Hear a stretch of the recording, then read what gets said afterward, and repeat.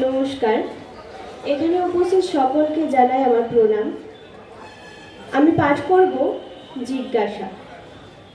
স্বাধীনতা, স্বাধীনতা, কেমন আছো?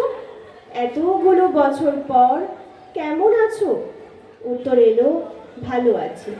ওই প্রত্যেকটি বলিদানের স্মৃতিতে ভালো আছি।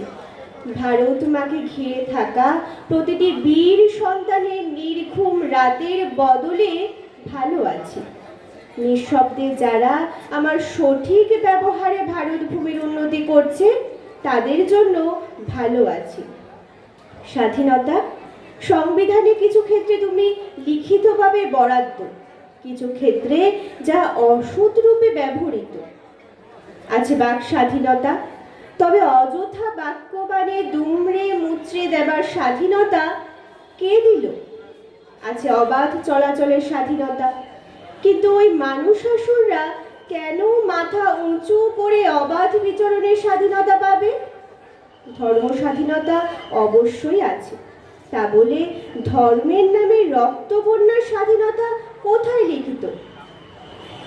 ব্যক্তিগত স্বাধীনতাও আছে, তবে ব্যক্তিগত লোভ কেন একটি মেয়ের জীবন স্বাধীনতা কেড়ে নেবে? উত্তর এলো না। হয়তো আসবে, হয়তো কোনো একদিন আসবে। ধন্যবাদ।